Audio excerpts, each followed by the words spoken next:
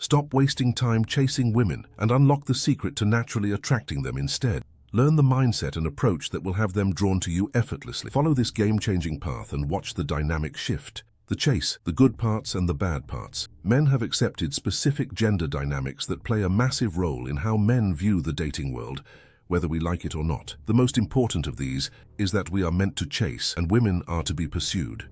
While it would be foolish to throw out this concept altogether, I believe aspects of it need to be clarified, if not modified. Most importantly, there is a difference between chasing and showing interest. When most men approach a woman, they do so to make them look desperate. This puts your emotions at the mercy of the woman's judgment and takes any control from your own hands. You look like a stray dog, begging for a few scraps of attention, ready to tuck your tail and back away at any sign of a raised hand. When you adopt this desperate demeanor, women lose all interest in you. Stop viewing relationships as a chase. Women want your attention just as much as you enjoy theirs. Why chase something that wants to be pursued? Once you recognize your value, your interactions with women become opportunities for you to assess potential quality, just as they are chances to show your worth and value as a person. This doesn't mean you should stop approaching women. It just means that when you do so, you should view it as an interaction between two equals in search of a potential relationship rather than a chase. Have a great pickup line? Go try it. While coming off as emotionally distant and disengaged is unattractive, coming off as a testosterone-fueled animal starving for female attention is worse. Why do men chase women? 3 of the most common issues. Number 1, you constantly compare yourself to others. The comparison is only natural in a world driven by power and image. Wealth, success, and fame are all relative things that can only be determined when compared to others. The danger comes when you begin to base your happiness upon these comparisons. You look at another, see that they have more or are doing better, and conclude that you are failing and are therefore undeserving of happiness. If this is you, let me warn you that it never gets any better. Trust me. I've walked this road more times than I would admit. There will always be people who outperform you, and therefore you will always feel insufficient. If you base your value on anything material or performance-oriented, your existence will be a fruitless quest for importance. You will get rich and powerful, but you will never find what you are looking for.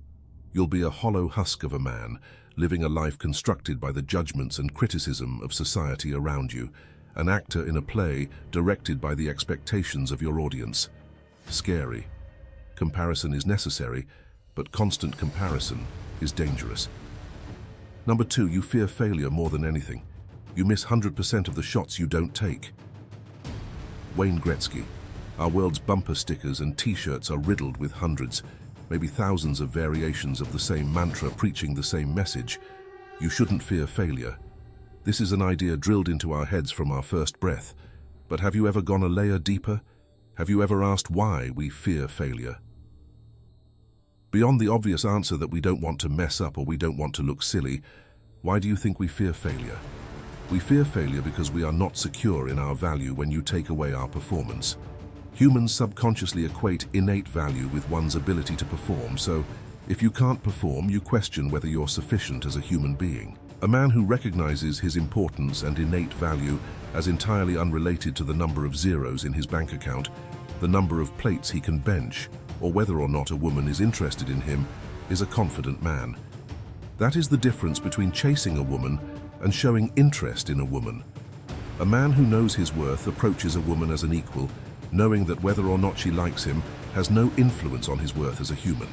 In contrast, a woman chaser approaches a woman looking to win his worth by gaining her favor.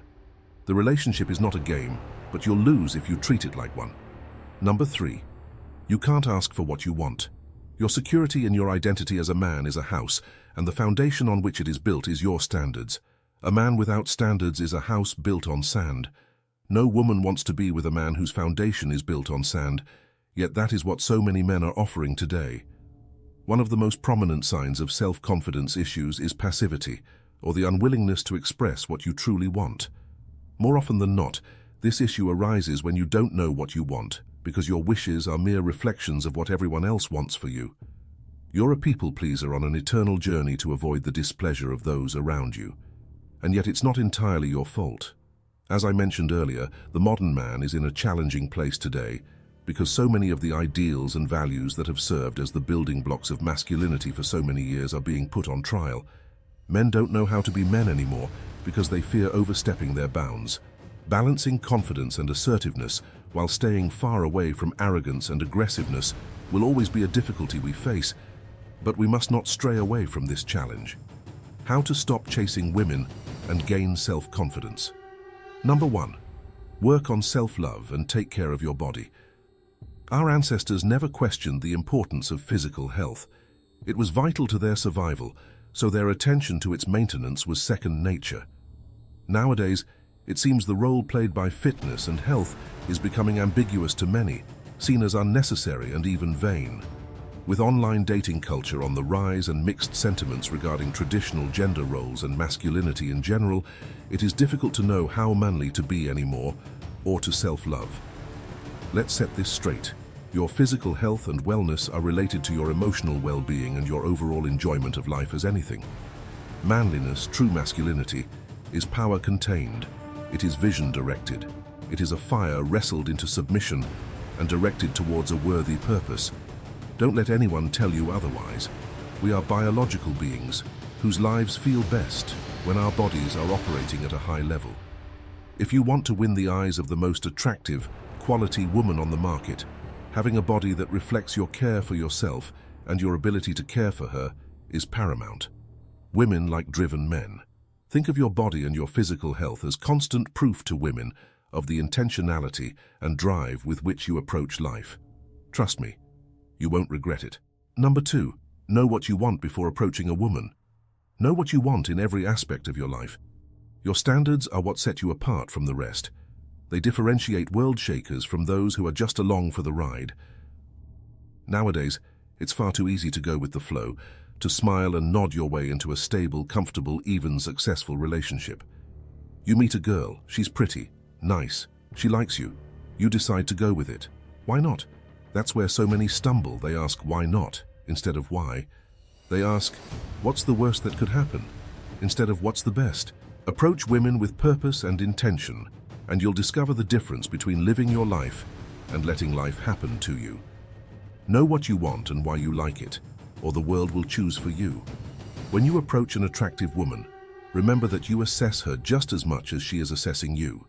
If she doesn't live up to your standards, then move on. Number 3, have someone to open up to. Get a mentor. One of the many dangers of this age of endless information is the dwindling necessity of human-to-human interaction. Think of what you are doing right now.